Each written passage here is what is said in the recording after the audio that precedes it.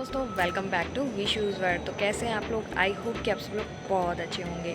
तो अभी जैसे कि आपको पता है कि मैं हैदराबाद में हूँ, लेकिन अब यहाँ से मेरी फ़्लाइट है राजीव गांधी इंटरनेशनल एयरपोर्ट से कोयम्बतूर के लिए। तो आज हम जा रहे हैं कोयम्बतूर। हैदराबाद में मेरी ट्रिप सिर्फ 2 दिन की थी, जिसमें हम गोलकुंडा किला, चार मीनार और रामोजी फिल्म सिटी देख कर आए हैं। वो वीडियो अगर आपने नहीं देखी तो आई बटन में जाकर आप देख सकते हैं। अब आगे का सफ़र जारी करते हैं। हैदराबाद से कोयम्बटूर के लिए मेरी फ़्लाइट 7:45 की है और लगभग 6 बजे हम लोग एयरपोर्ट पहुंच गए हैं। यहाँ से मैंने इंडिगो की फ़्लाइट बुक की है। आपको बताऊंगी कि उसका एक्सपीरियंस कैसा है। जिस दिन हम लोग आए थे तो हमने यहीं से राजीव गांधी इंटरनेशनल एयरपोर्ट से कैब की थी, मेरू कैब, जो कि हमारे होटल तक हमें 832 रुपये में लेकर गई थी, जो कि सिर्फ 8 ही किलोमीटर था। बट जब हम वापस आए हैं, हमने सुबह में ऊबर से कैब बुक की है, तो हमें सिर्फ 236 रुपये में वो यहाँ तक लेकर आ गई है। तो मेरा सजेशन तो यही है कि आप एयरपोर्ट से कैब मत करें। तो आप एयरपोर्ट से कैब न लेके ओला उबर बुक कीजिए, सस्ते में अपनी डेस्टिनेशन पहुँच जाएंगे। उसके बाद हम बैठे फ़्लाइट में और एग्जैक्ट 7:45 पर हमारी फ़्लाइट डिपार्चर हुई। हमारी फ़्लाइट ने उड़ान भरी। बात करें इंडिगो फ़्लाइट में खाने की, तो उसके लिए अलग से आपको पे करना होता है। खाना आपके टिकट प्राइस में इंक्लूडेड नहीं है। मैंने ये मैगी ऑर्डर की थी, बट इसका टेस्ट बहुत ही बकवास था, बिल्कुल भी अच्छा नहीं था। इवन ये प्रॉपर हुई भी नहीं थी, जैसे रेडी टू ईट होती है गर्म पानी डाल के, वो प्रॉपर हुई भी नहीं थी ये। दूसरा बात करूँ मैं इंडिगो फ़्लाइट की, तो इसकी जो सीट्स हैं वो मुझे इतनी कंफर्टेबल नहीं लगी जितनी कि आकाशा और विस्तारा की सीट्स कंफर्टेबल हैं। तो यहाँ थोड़ा सा कॉम्प्रोमाइज़ आपको करना पड़ता है। हैदराबाद से कोयम्बतूर की अगर दूरी की बात करें तो बाय फ्लाइट 732 किलोमीटर है और by road 939 kilometre. Coimbatore Bharat के तमिलनाडु स्टेट में है और वैसे तो कोयम्बतूर कई कारणों से फेमस है, जानेंगे वो कारण भी आगे वीडियो में। और लीजिए, आपसे बातें करते करते फ्लाइट कर चुकी है लैंड कोयम्बतूर एयरपोर्ट पर। 8:55 हुए हैं और हम लोग कोयम्बटूर के एयरपोर्ट पर पहुंच चुके हैं। और एयरपोर्ट पर आपको बहुत कुछ देखने को मिलने वाला है। 1 घंटा 5 मिनट की हमारी फ़्लाइट थी, तो बिल्कुल टाइम पर हम लोग पहुँचे हैं यहाँ पर। आप चाहें तो एयरपोर्ट से ही अपनी टैक्सी बुक कर सकते हैं, यहाँ पर आपको टैक्सी जोन मिल जाता है। बट ऑलरेडी हम एक बार ये गलती कर चुके हैं एयरपोर्ट से टैक्सी बुक करने की, तो ये गलती हम दोबारा नहीं दोहराएंगे। हम लोग निकलते हैं एयरपोर्ट से बाहर और वहाँ देखते हैं हमें क्या क्या ऑप्शन मिलने वाले हैं। आज हमारा जो स्टे है वो ईशा योगा सेंटर है, तो आज हमें जाना है ईशा योगा सेंटर। एयरपोर्ट से ईशा योगा सेंटर 40 किलोमीटर की दूरी पर है। बाहर निकलते ही आपको ओला और उबर के पिकअप पॉइंट्स दिखाई दे जाते हैं। डेस्क बनाया हुआ उन्होंने, जो कि बहुत ही अच्छी बात है। तो आपको ओला उबर अगर बुक करनी है तो आप यहाँ से भी कर सकते हैं।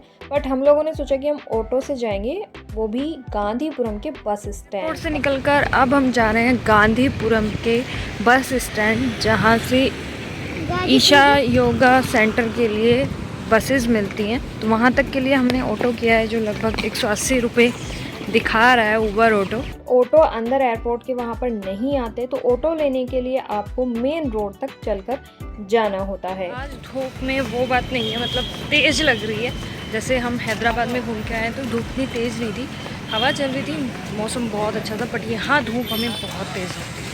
पहले हमने ऑटो जो है वो गांधीपुरम बस स्टैंड तक के लिए किया, क्योंकि हम सोच रहे थे कि हम बस से जाएंगे। बट फिर हमने सोचा कि श्रेय को कोई दिक्कत ना हो उतरने चढ़ने की, तो हम लोगों ने फिर डायरेक्ट जो है ऑटो ईसा योगा सेंटर के लिए कर लिया है। बट अगर आप सस्ते में जाना चाहते हैं तो आप गांधीपुरम के बस स्टैंड जाइए और वहाँ से 14D नंबर की आपको बस मिलती है। बस की डिटेल्स आपको कौन से टाइम पर मिलती है, कौन सी जाएगी, वो सारी आपको स्क्रीन पर दिखाई दे रही है। तो आप वहाँ से सिर्फ 40 रुपये में ईसा योगा सेंटर पहुँच सकते हैं। वैसे मैंने पूछा था एयरपोर्ट पर टैक्सी जोन में भी, तो उन्होंने 1500 रुपये मुझे बताए थे टैक्सी के, एयरपोर्ट से लेके ईसा योगा सेंटर तक। और जबकि ऑटो में जो दिखा रहा है वो 475 रुपये दिखा रहा है। बट थोड़ा आगे आने के बाद जो है हमने ऑटो बुक किया था, क्योंकि पहले हमारा ऑटो सिर्फ गांधीपुरम बस स्टैंड तक ही था, तो हमने दोबारा बुकिंग की थी क्योंकि वो आगे डेस्टिनेशन चेंज नहीं कर रहा था। और लीजिए हम पहुंच चुके हैं ईशा योगा सेंटर। सामने बड़ा सा गेट जो आपको दिखाई दे रहा है वही है ईशा योगा सेंटर, और इसके जस्ट सामने ही आपको बस स्टैंड और ऑटो स्टैंड है। आपको बहुत ही कन्वेंस आपको बहुत इजीली मिल जाता है।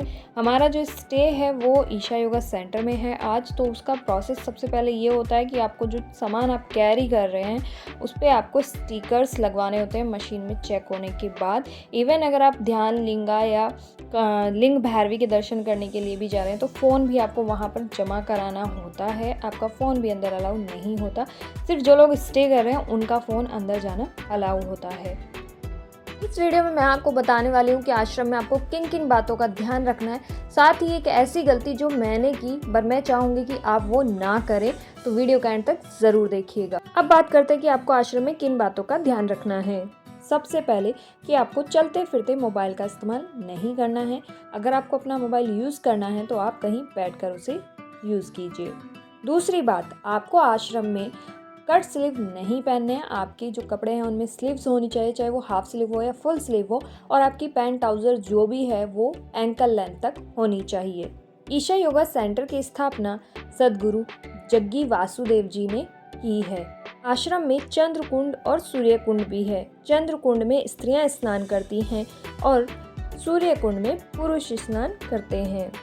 सो ये है यहाँ का पूरा रिसेप्शन एरिया, हेल्प डेस्क वगैरह सब यहीं पर काउंटर्स बने हुए हैं।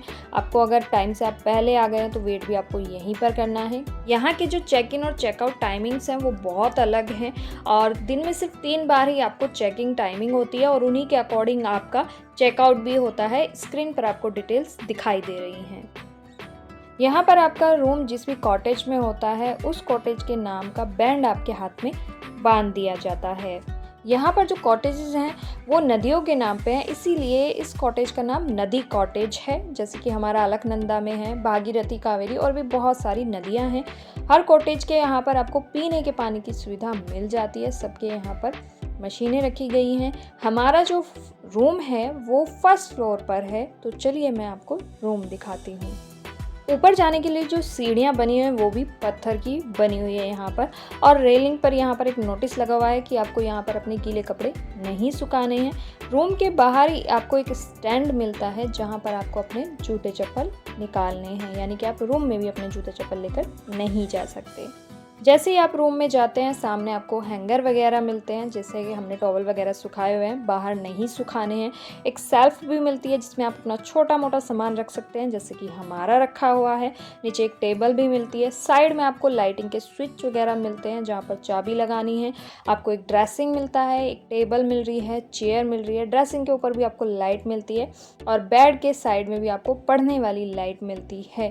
बेड आपको 2 अलग अलग करके दिए हुए हैं, बीच में एक छोटा टेबल भी रखा हुआ है। आप चाहें तो इन्हें मिला भी सकते हैं। सीलिंग फैन आपको मिल रहा है और एसी भी। चलिए अब आपको वॉशरूम दिखा देते हैं। वॉशरूम में आपको इंग्लिश टॉयलेट यूज़ करने मिलेगा, वॉश बेसिन मिलेगा, अलग से आपको डस्टबिन वॉशरूम में भी मिल रहा है। आपको यहाँ पर मिरर भी मिल रहा है और ऊपर एक लाइटिंग भी है छोटी। तो यहाँ पर आपको हैंड वॉश वगैरह मिलता है, मग्गा बाल्टी मिलता है, फेस वॉश वो हमारा रखा हुआ है।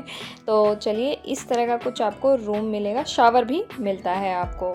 बात करें इस रूम के प्राइस की तो नदी कॉटेज का ये स्टैंडर्ड रूम है जो आपको लगभग 1800 रुपये के अराउंड मिल जाता है 2 लोगों के लिए। और नदी कॉटेज से ध्यान लिंगा और लिंग भैरवी जो है वॉकिंग डिस्टेंस पर है, 5 मिनट की दूरी पर। खाने पीने के लिए आपको यहाँ 2 रेस्टोरेंट मिलते हैं, एक ये जो मैं आपको दिखा रही हूँ और एक इससे अलग जो पहले ही पड़ता है गेट के पास, वहाँ पर आप खा पी सकते हैं। इसके अलावा खाने का इंतज़ाम यहाँ पर भिक्षा हॉल में भी होता है, बट वहाँ की कुछ टाइमिंग होती है जो फिक्स हैं, जो आपको स्क्रीन पर दिखाई दे रही हैं।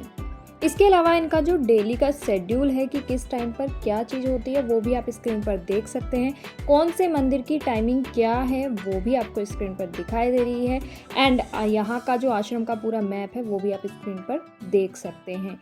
ये सारी डिटेल्स आपको रिसेप्शन पर मिल जाती है, आप वहाँ से फ़ोटो वगैरह क्लिक कर सकते हैं। थोड़ा रेस्ट करने और खाना खाने के बाद हम लोग निकल पड़े हैं आदि योगी स्टैचू की तरफ। सामने जो देख रहे हैं आप ये टिकट काउंटर है, बट आदि योगी का स्टैचू देखने के लिए नहीं है, ये टिकट काउंटर है। इन सवारी के लिए आप अगर जाना चाहें तो बैलगाड़ी से स्टैचू तक जा सकते हैं। 10 रुपये पर पर्सन की टिकट लगती है और आप चाहें तो पैदल भी जा सकते हैं। जल्दी अपनी सवारी। इसमें 10 रुपये पर पर्सन का टिकट है और श्रेय की भी टिकट लगी है इसमें 10 रुपये। आश्रम से आदि योगी स्टैचू की दूरी लगभग 1 किलोमीटर की है और ये जो सामने देख रहे हैं आप, ये बस स्टैंड है यहाँ का। ज़्यादातर यहाँ पर बसों पर तमिल लैंग्वेज में लिखा होता है कि वो कहाँ जाएंगी। बहुत कम बसेस ऐसी हैं जिसमें आपको इंग्लिश में कुछ लिखा हुआ दिखाई दे। और लीजिए, पहुँच चुके हैं हम आदि योगी के स्टैचू। यहाँ पर आपको बैलगाड़ी उतार देती है और अगर आप इधर से भी जाना चाहें बैलगाड़ी में तो इधर से भी आपको 10 रुपये का टिकट लेकर जाना होगा। आदि योगी स्टैचू का नाम Guinness book of world records में शामिल है क्योंकि इस स्टैचू की ऊंचाई 112 फीट की है और जिसका वजन लगभग 500 टन है। आदि योगी यानी कि पहला योगी या फिर आदि गुरु।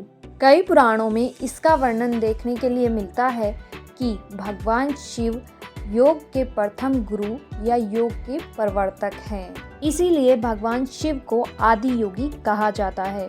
भगवान शिव ने अपने 7 शिष्य यानी सप्त ऋषियों को योग की शिक्षा दी थी, जिसमें उन्होंने उन्हें 112 तरीके बताए हैं। बात करें यहाँ की टाइमिंग की तो ये जगह सुबह 6 बजे से लेकर रात के 8 बजे तक खुली रहती है और रोज शाम को 7:15 पर यहाँ पर लेजर शो भी होता है। स्टैचू के सामने आप फोटो खिंचवाइए, वीडियो बनाइए, यहाँ पर आप पर कोई प्रतिबंध नहीं होता है आश्रम की तरह। हम लोगों ने आश्रम में स्टे इसलिए किया था ताकि हम ये जो शो होता है शाम को ये देख पाएं, बट अनफॉर्चुनेटली आज मौसम इतना ज़्यादा ख़राब है, इतनी ज़्यादा बारिश हो रही है और मौसम हवाएं बहुत तेज चल रही हैं, तो आज का जो ये शो है वो कैंसिल हो गया है। भगवान शिव के गले में आपको जो ये माला दिखाई दे रही है ये रुद्राक्ष की माला है और कुल मिलाकर इस माला में 1,08,000 रुद्राक्ष हैं। यहाँ आने से पहले हमने आश्रम में लिंग भैरवी और ध्यान लिंगा के दर्शन कर लिए थे क्योंकि उनकी टाइमिंग थोड़ी अलग है, जैसे कि मैंने आपको वीडियो में दिखाया भी है। लेजर शो 7:15 से लेकर 8:45 तक के लिए होता है, जो कि आज खराब मौसम के कारण कैंसिल हो गया है। लेकिन यहाँ पर बहुत लोग आए हुए थे देखने के लिए और सभी बहुत निराश भी हुए। ईशा योगा सेंटर में मेरा स्टे सिर्फ एक ही दिन का था, तो नेक्स्ट मॉर्निंग हम लोग वहाँ से चेकआउट कर चुके हैं। चेकआउट के टाइम पे आपके हैंड के बैंड वगैरह सब निकाल दिए जाते हैं। बस स्टैंड जस्ट सामने ही है, जैसे कि मैंने आपको दिखाया भी है। टिकट काउंटर के जस्ट बराबर में ही आपका बस स्टैंड है और बस स्टैंड के यहीं पर आपको पूरा जो शेड्यूल है बस का वो भी देखने के लिए मिल जाता है कि कौन से नंबर की बस है और किस टाइम वो जाएगी। बस की टाइमिंग जैसे मैंने आपको बताया फिक्स है, तो टाइम से पहले आप पहुंच जाइए क्योंकि टाइमिंग के अकॉर्डिंग ही बस वहां से डिपार्चर भी होती है। अब बात करते हैं उस गलती की जो मैंने की और मैं चाहूँगी कि वो आप ना करें। जब आप बस से जाते हैं या आते हैं वापस, तो बस एक्चुअली उसी रूट से होते हुए जाती है जहाँ पर आदि योगी स्टैचू है।